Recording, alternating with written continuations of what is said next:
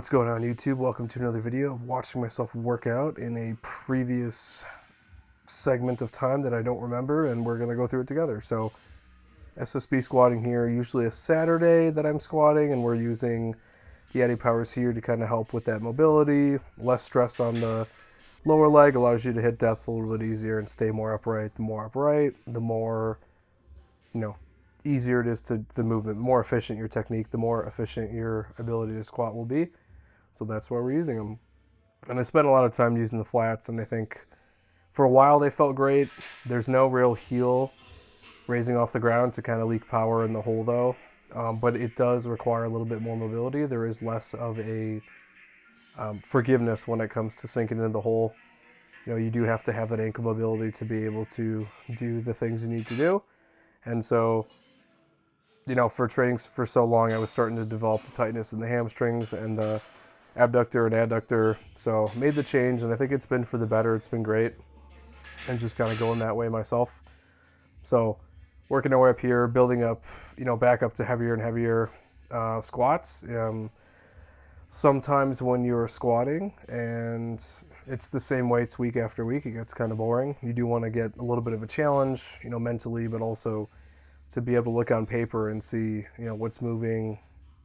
Things are going in the right direction. So they're starting to feel great now. The problem is when you change too many factors, you have to be careful of what's actually affecting what you're doing. So try to change one variable at a time based off of some sort of hypothesis or whatever. So I was spending more time on mobility warming up. I said, okay, what's going on? I isolated some parts of my lower body that were kind of tightened. And I think a lot of them led to, the assumption that it was the shoes, just without that extra heel height to be able to sink into the hole in a squat, and trying to squat the high bar way or SSB way. Creates some tightness and a little bit uncomfortable here. So drop down here after I did those heavy sets for some pauses and just really driving myself out of the hole here. And, we're never going to be a perfectly upright squatter. It's just not in the way that I'm built. So we're going to utilize the tools we have. We've got the Addy Powers, might as well use them. And then you can see here, these are the flat vans that I was squatting in for a while. And they're ideal obviously for pulling. You want to be flat to the ground, connected, so that you get most drive out of the hole. Same thing when I do my rows and stuff too. So yeah, these are moving pretty well too. I have deadlifted in Addy Powers before in the past though, but because my issue is the lockout, why make it harder for myself with the additional range of motion? It sets you off balance a little bit. So that was interesting, but it is what it is. I'm hoping to get back into the 500s routinely.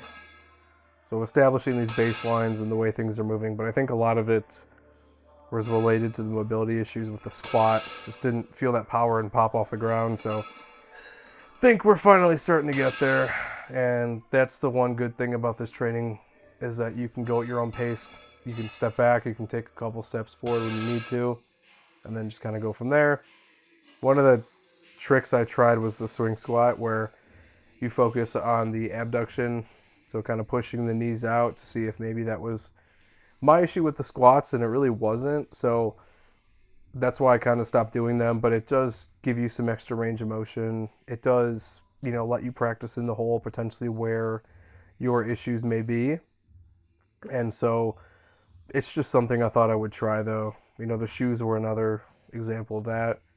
You just have to kind of figure out what works and what's not. So I did these for a bit to see if there's any noticeable change, and then, just kind of decided it wasn't worth the time invested in it. So shift on to other things, and we're all going to find the exercises and things that work for ourselves. It just depends on, how much time and effort you can put into it.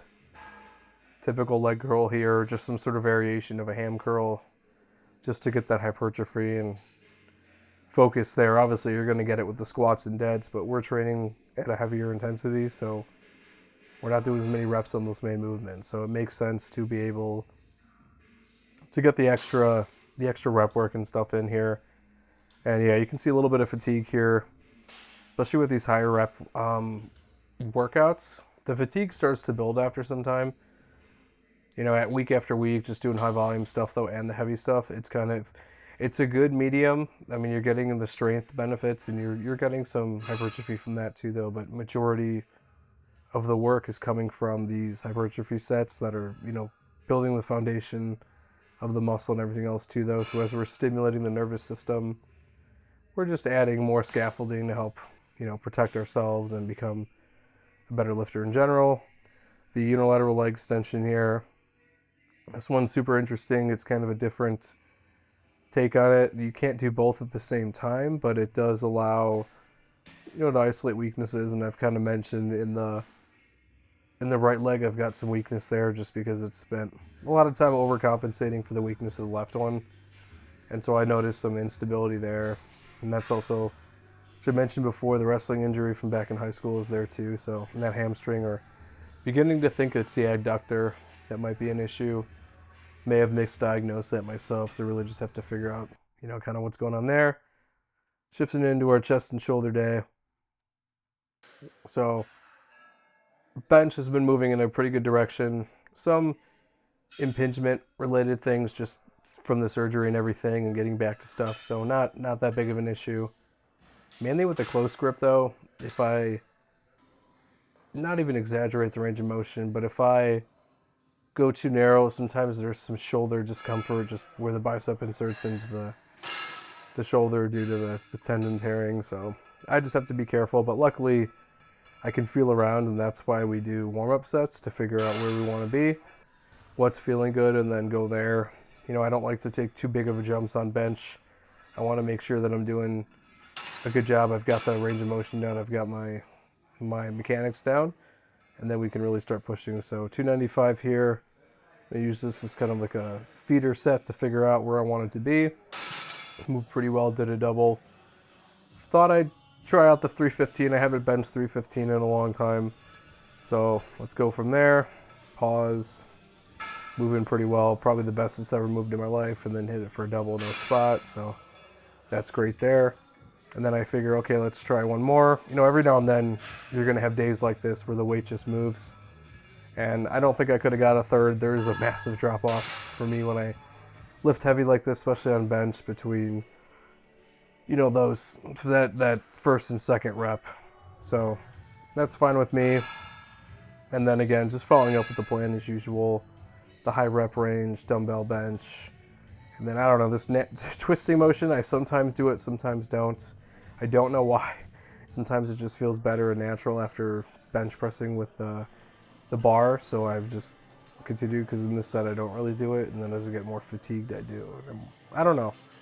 I just kind of let my body move as it needs to, as long as it's in the right general direction. And then we just kind of go from there and figure it all out, so I'm not too concerned to worry. Dumbbell overhead press, which will be making a return. I'm going to shift around some of my overhead pressing with the barbell, because I am getting some joint issues and stuff that I'm not too happy about, which makes sense. It's a lot of you're locked in essentially with the barbell with the overhead press. So I'm gonna try a different strategy to make sure that I could recover from it. And usually for me that's thumb over, thumb or under the bar. It's like a thumbless grip. And lately, since coming back, I've had thumb over for more control, but I do kind of want to go back to that clean grip and go from there. I can pull better and I can press better when I take my thumb off. It does something in the rotation of my wrist where it's like a speed bump. So something I've noticed over years of training. But anyway, that's the video. Like, comment, subscribe. See you in the next one.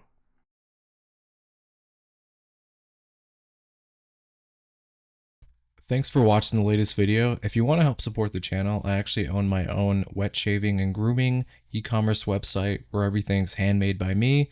It's www.apexsoaps.com, and you can get a 10% off code using wet shaver.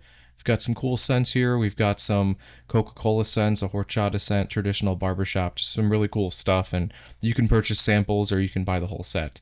If you have any questions, feel free to reach out via email. Be quick to respond. Thanks for watching.